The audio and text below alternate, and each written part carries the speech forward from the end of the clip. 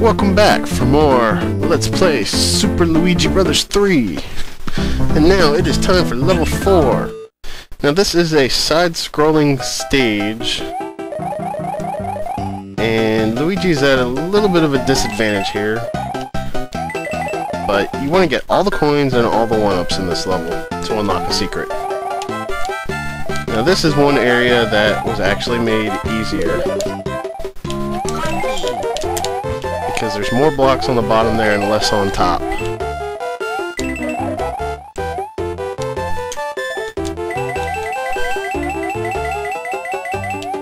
Get out of my way. And you don't need this turtle shell there if you got a raccoon tail like I do, but it's there if you do need it. Now this is actually the hardest block to get, and I got it. Sweet.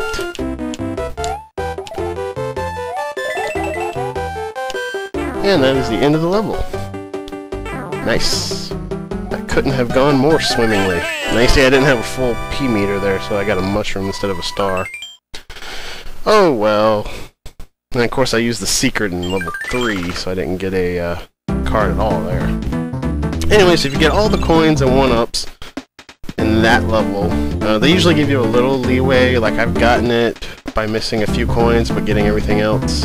I've also gotten it without getting either 1-up but all the coins. So you get a little bit of leeway there. But when you do that, this blue-capped toad house appears. Hello, you found my shop of strange and wonderful things. Shop, huh? Good thing I don't have to pay anything. And that is the P-Wing. Single most broken item in the game. It gives you infinite P-meter that never runs out, even if you're just standing still, for the entirety of one level. And then after that you just have the regular raccoon. I like to save mine for a certain level in World 8. Here we have a new little mini-game that lets you get some 1-ups. You just have to line these up. If you don't successfully line up anything, you get nothing. If you line up the star, it's either 3 or 5 1-ups. I think the mushroom is 1 and the flower is 2. Well, let's go for the star. Never mind, let's go for the mushroom. Never mind, I failed. I'm not very good at that particular minigame. Here we have the first fortress. Now fortresses... Yeah, fortresses. They are flightless birds built like a castle. There's the fire flower for the first time, but I don't want it.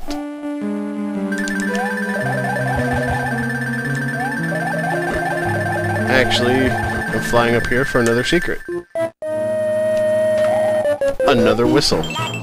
Fun fact, that whistle has the same graphic and sound as the flute in The Legend of Zelda. Yes, I will go ahead and save.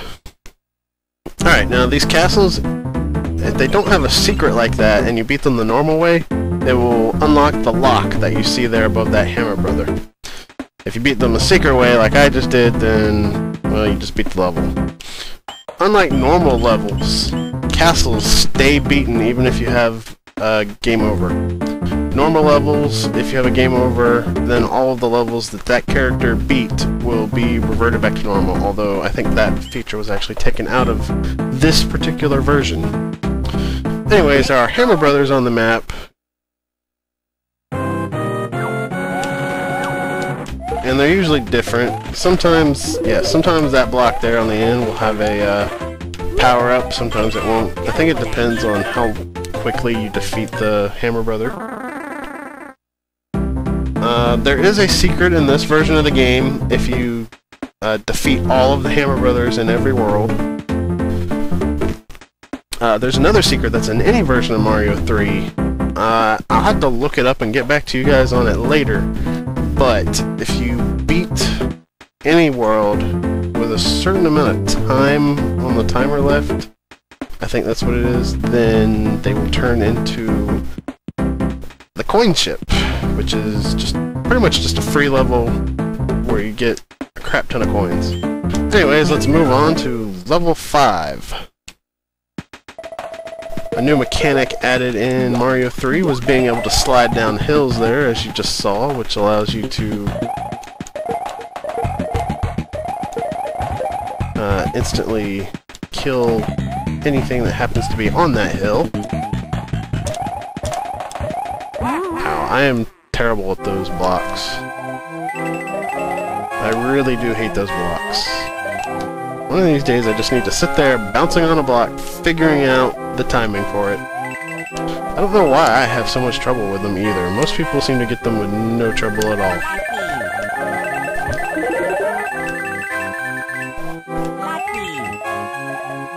Alright, so we got a 1 up there. And the end of that level usually takes you to a later part of the level. Alright, so here's another way they made this version easier. Normally there's one of those red piranha plants that shoot fireballs in this pipe. But he's not there in this version. Lucky us, eh?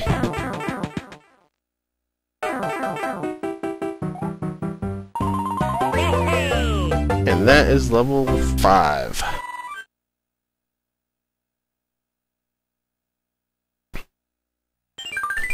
Alright, here's the other mini game. I'm not sure what actually unlocks them. I think just beating certain levels does it.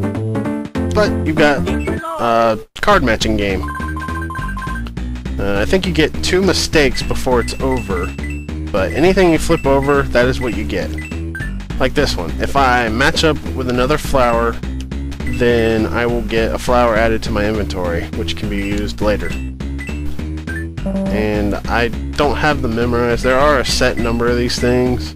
I'm sure the really good players can just like flip over one card and instantly know which board it is.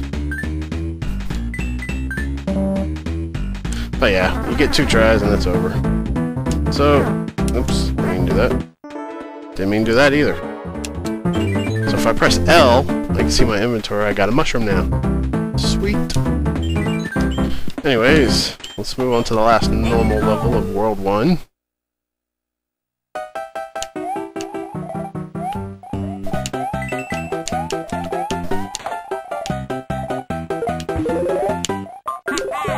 Got my raccoon tail back. So this is my first time doing a non-Sega and non-Square Enix game.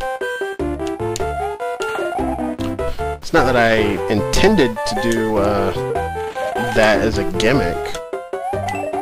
You know, that just happened to be how things go. I mean, I grew up with both an NES and a Sega Genesis and a Super NES, and then later got an N64.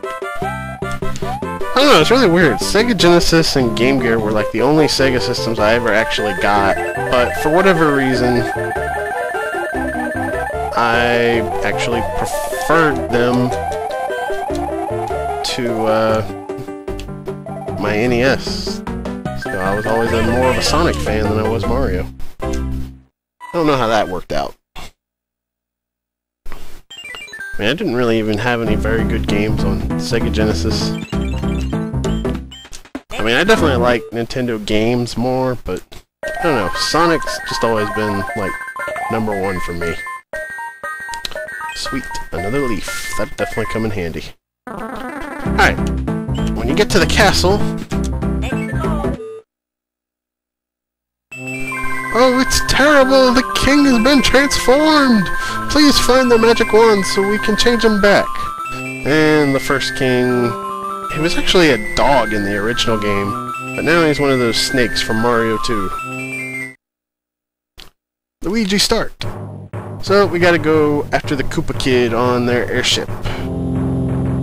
This game was the introduction of the Koopa Kids, and actually my favorite sub-villains in a Mario game ever. Bowser Jr. can just die. I hate him.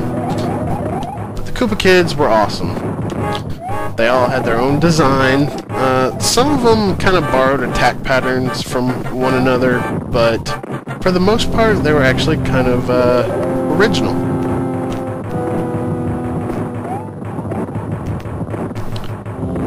And that was... Dang it, and I'm out of range of that flower. Oh yeah, that's one thing that is actually new to Mario 3. If you get hit when you're powered up beyond... Is there anything hidden over here? Guess not. If you get hit when you're powered up with anything beyond just a super mushroom, you don't go instantly back to being small. I think this is Larry Koopa. I may have to look it up to make sure I remember who my Koopas are. But you hit them 3 times, and they drop the scepter. And that is the end of the level. I used to always make it a game to try and catch the scepter as high up as possible. Usually I fail. This time I just kind of got lucky with my timing.